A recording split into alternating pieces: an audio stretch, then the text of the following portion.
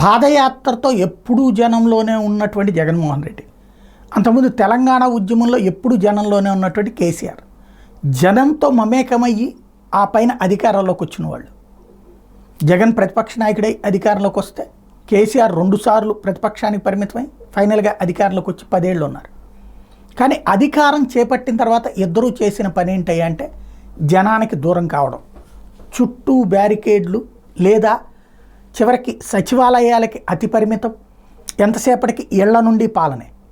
జగన్ తన ఇంటి నుండి పాలన సాగిస్తే తాడేపల్లి నుండి, అదే సమయంలో కేసీఆర్ ప్రగతి భవన్ నుంచి ఫామ్ హౌస్ నుండిన పాలన. సచివాలయానికి రేరెస్ట్ ఆఫ్ రేర్ పీసుల్లాగా ఉండేవాళ్ళు. ఆ జనాన్ని అయితే కలవడం మానేశారు. ఆయన 10 ఏళ్ళు, ఈయన 5 ఏళ్ళు.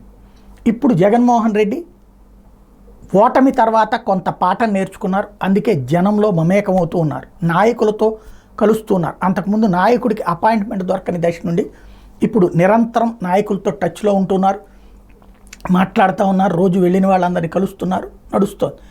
అదే సందర్భంలో వెళ్ళడం, ఊళ్ళల్లో మాట్లాడుతూ ఉండటం కానీ, అట్లాగే మొన్న పిన్నెల్లిని కలిసి రావడం కానీ, అట్లాగే చనిపోయిన వాళ్ళ ఇళ్లకు వాళ్ళని పరామర్శించడం, గాయపడ్డ వాళ్ళని పరామర్శించడం, అట్లాగే దర్బార్లు పెట్టి జనంతో మమేకం అవడం, ఇవన్నీ జరిగింది.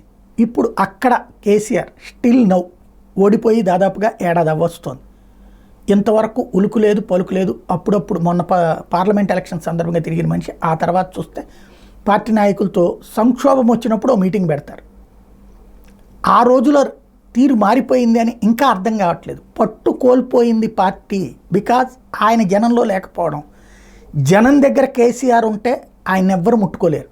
జనంలోనే కేసీఆర్ ఉంటే, ఒక్క ఏడాది జనంలోనే కేసీఆర్ ప్రతి అంశంలో జనం మధ్యలో తిరుగుతా, రోజు నియోజకవర్గాల వారీగా తిరుగుతా, జనంతో తిరుగుతా, జనంతో మాట్లాడతా, జనంతో కూర్చుంటా, పొలం గట్ల మీద ఇట్లా చేసుకుని వస్తే తెలంగాణ రాష్ట్ర సమితి లేదా భారత రాష్ట్ర సమితి మళ్ళీ లైమ్లైట్లోకి వస్తుంది.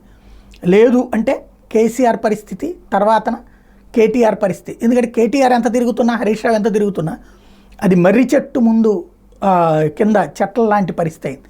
కేసీఆరే తిరగాల. కేసీఆర్ తిరుగుతారా లేదా పార్టీ పోతే నాకేమనుకుంటారా చూడాలి.